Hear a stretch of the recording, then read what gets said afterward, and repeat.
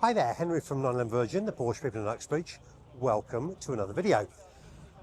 It's the third Wednesday of the month and it's in the summer, which means that we're at the Fairmile in Cobham and it is the 911 UK Porsche show. Lots of Porsches about. I love this show, it's brilliant. I don't know, there's going to be probably 300, maybe 400 cars here at this event. It's free to get into. The next event is the last one, so September, and but this is August. So yeah, it's this is currently on the penultimate event. Oh, here we go. Wander past. Don't mind us. You carry on. Imagine we weren't here. I've brought a little car with us today, and some of you may recognise it. It's our 964 RS. You may remember about 4 or 5 years ago, we did or started to do a bit of a refresh. I'm not going to say restoration, I'm going to say a refresh. It's been a minute, it's taken a while, it's back on the road. A recap. I was racing, doing a 24-hour race. One of the teams was in a 964 and they needed to borrow an engine. Their engine had blown up. It was a different class, it wasn't our class. I said, yeah, whatever. Borrow the engine out of my RS. They said, okay, great, we'll rebuild it for you, give it back to you at the end of the race.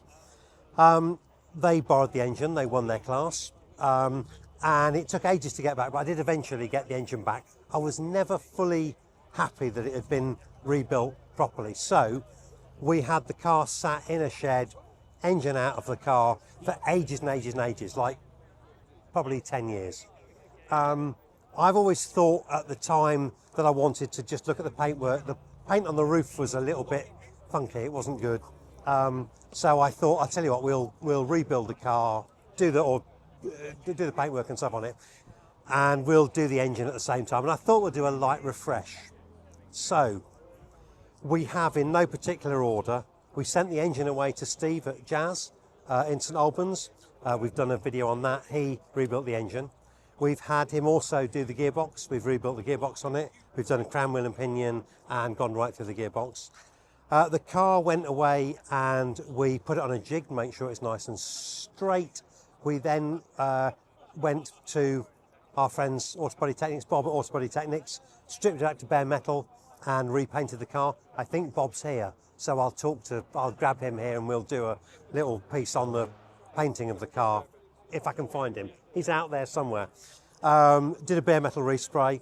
We have done brand new suspension. We've got all from Porsche, and we've rebuilt the suspension. We've got new brakes on it. We've got new roll bars. We've done, cleaned all the components underneath, had them all blasted so that they're all like kind of brand new again. And here it is. And finally, it's all back in one piece. Interior wise, we've just refreshed the interior. We haven't done I ordered 2 door cards from Porsche, and we could, they weren't massively expensive, so I thought I'll have a pair of those. One arrived quite quickly, the other took 18 months to arrive, so finally it arrived and we've thrown that in. And yeah, but so here it is, finally. Every time I meet people or go to a show or something, they all say, oh, how's the RS doing? And I think people thought that it didn't exist or we'd broken it or something. And it's just because when it's your own car, you get busy.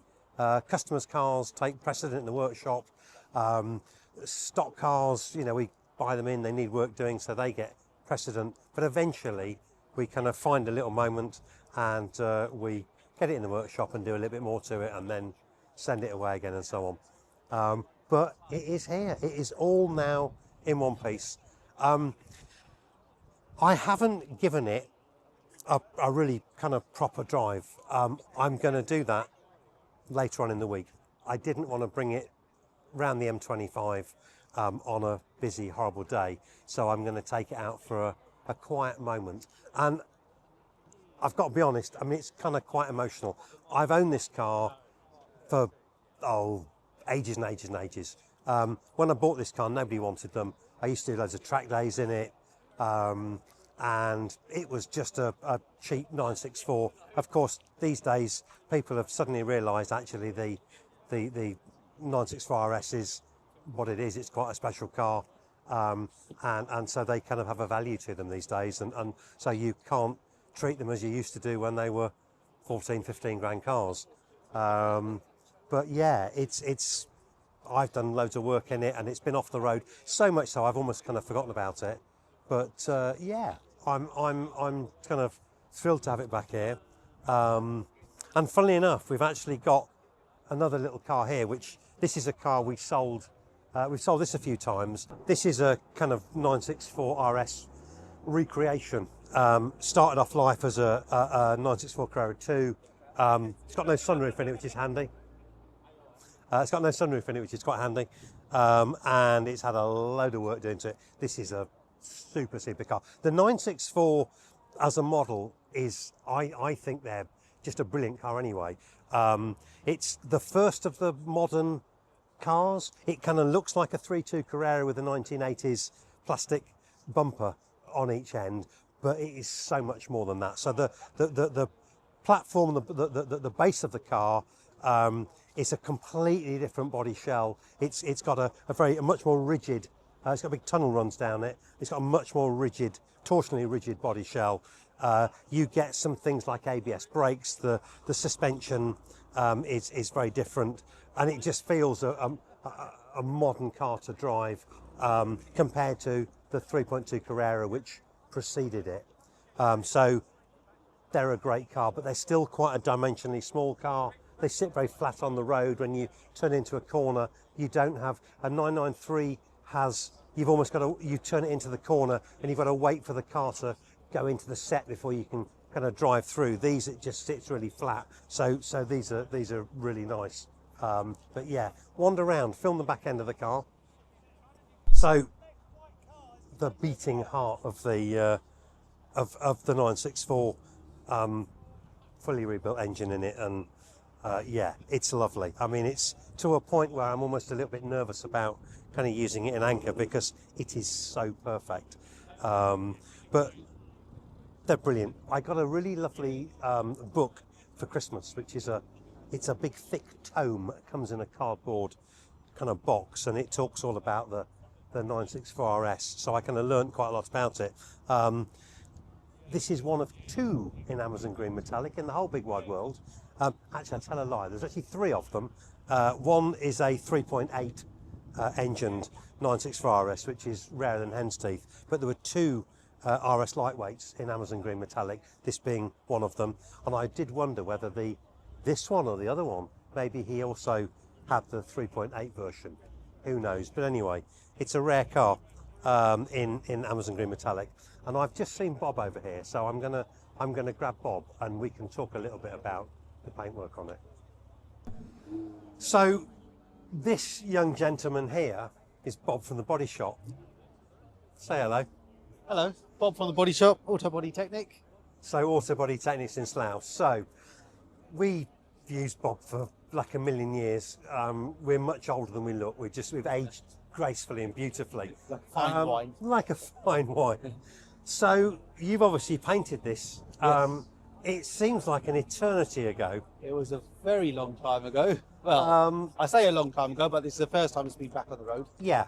But so explain what you've done to it. So we had it jigged to make sure it was all square. I was concerned that it had been repaired in the roof. There was something wrong with the roof because the paint was not right. Yeah. It turns out it was just literally a paint defect. There was no bodywork. That's all it was. So when the car came into us, you told us what you wanted done. Went through all the wheel arches first, took all the paint off those, got those recoated back to original the way they were, sort of like that very sort of airbrushed, dusty original finish. Then we went paint strip all the panels. So let me, typically on a 964, where would you expect to see corrosion on a 964? When the wings come off, you get a lot of corrosion around the scuttle where this joint is here, and through that line down the middle there. Because this had been sat crikey, for 20 years in a shed bone dry. So actually we got away quite lightly, wasn't it? It was very lightly, very, very minimal rust. Yeah. The only rust we did get, which was surface, which was on the wheel arches, because these cars don't have a lot of underbody seal and stone chip up there. Just the smallest chip over the years was just chipping away at that paint, and you would get little specks off wheel arches.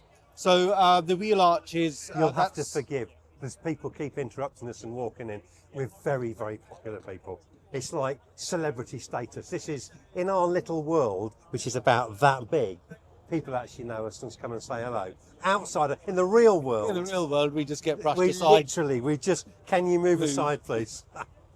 Anyway, go on. So yeah, Stone chips. Stone chips up in the wheel arches. As it didn't have no underbody seal, it didn't take much for just a stone to clip up there. Yeah. And over the years, just catch a bit of surface. I've seen 964s where there's actually had corrosion in the rear light cluster where it's had a bit of muck. Sort of just have you come across that before? Or? Yeah, we've done plenty of those where over the years you get a lot of muck and silt up into the back corners of the rear lights. Obviously, this, like we say, been parked up for all those years, it hasn't seen a lot of life there. So that's another point there. Front scuttle panels, around the rear glass, right at the bottom where water sits. Okay. Yeah. What about, so on a 3.2 Carrera, you would get kidney bowls. Is there a kidney bowl problem on 964s? Is there a similar area there, or is the body shell different on that? Right, funny you mentioned that, because we've just done a kidney bowl on a 964. Okay. Don't do many of them, because probably a better design, but they do suffer that problem as well. Okay.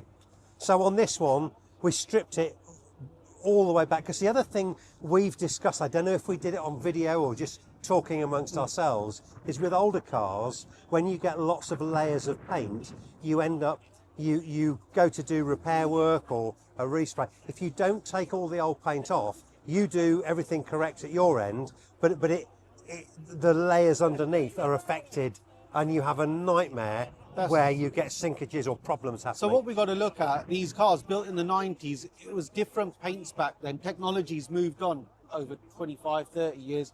It's leaps and bounds. So we've got paint right at the bottom, that first layer, it's original paint, very old technology. It's now breaking down under, the UV light. Yeah. So do we really want to be putting anything on top of that? It's like building a house. You don't build a house on a bad foundation. You've got to have a good foundation. I know back in the day, you used to see from, I'm going to say 1980, 1981, you'd see silver metallic cars. They would always kind of craze where the paint essentially just oxidizes and breaks down. That's it. So you're getting the same problem that because and when we see like where you feather off an edge, it's like a tree ring. You'll see the layers of paint in there. Yeah. So first of all, you might have 3-4 layers of paint where it's had repair work, but if that base layer, just because it's old, it needs removing, so you need to go back to bare metal. Well, that's one of the problems. Or if we're looking at multiple layers or multiple repairs or multiple layers of paint over the year, whether it's had stone chips and someone's just done a refresh over it. If we're talking 5 or 6 layers of paint, you don't really want to be painting over the top of that. Yeah. And between those 5 or 6 layers, we could have a layer in there where someone's paint just hasn't been mixed quite correctly, and it's still a bit soft, and you're getting a little bit of plate movement sort of effect there.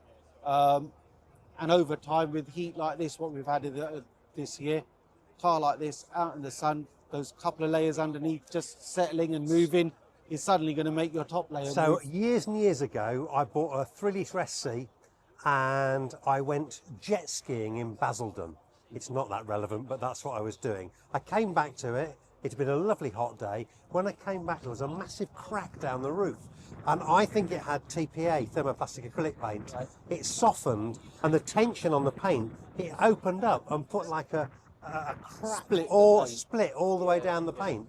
And I thought, what? And for that very reason, that the paint layer underneath, someone had put a nice layer on top, and it softened underneath, the tension on the top layer, and it just softened and that's exactly what it is. A layer underneath was just soft with a bit of heat. It's just expanded, contracted, and given way. So on this one, You know, we've literally, we had the whole car back to bare metal, so we know that we're starting with metal work, so we can use modern technology in terms of the right primer. That's right. So, So when it went back to bare metal, it was then given an epoxy layer of primer. Okay. So 3 layers of epoxy. Then we and that chemically sets, does it, the epoxy layer? It chemically set, and that's not a porous material. Okay. So we're not going to get any moisture travelling. So if you just put a standard primer layer on, that's porous, is it? Primer? 2K high build primer is porous. Okay. So that will eventually sort of soak in the moisture. But the epoxy, and that stops any corrosion forming, and that gives you, that's almost like saying, right, we've got a lovely metal finish. We'll epoxy it, and that gives us a starting point to say, right, we've now protected the metal, and we can work on from there. That's our start point. Before any filling or any panel beating goes on, epoxy primer. On top of that, now we start doing any filling or any leveling out or anything like that. Once that's done, another 3 layers of epoxy. Okay. Then it's all block sanded by hand, no sort of sanding by DAs. All block sanded. Over the top of that, then we want to put down a wet layer of primer, which would be very similar to the color we're putting on the car. Okay. So for instance, this car would have had a black wet layer, and then it's the Amazon green, and then the lacquer goes on top. So the lacquers we've put on this one is something called ultra high solids. Okay. Says what it is. It's a very high solid content lacquer. And it's actually that creates the shine and the finish, isn't it? It's that clear lacquer over you're looking at. The colour that is just literally providing colour onto the car. That's but right. it's the clear lacquer that you're seeing above it. It's the clear lacquer that's really letting it pop. Yeah. Okay. Well, as I say, I mean, we come to this show quite a lot on our sort of third Wednesday, so it's nice that you're here, and give it its first. I've had a lot of compliments on it, so you've obviously done a good job. There's always. Thank so you we've very been much. here about an hour. There's always someone around this car. But yeah, so it's good to see it out in the open, and finally it's kind of breathe life into it again. I know when you see cars in the body shop, you almost kind of forget that they're ever going to see the light of day again. But here it is, and it lives, it breathes, and yeah, it's good to see. But anyway, thank you very much. Thank you very much. Good to speak to you. Thanks. And thanks for painting my car. No problem.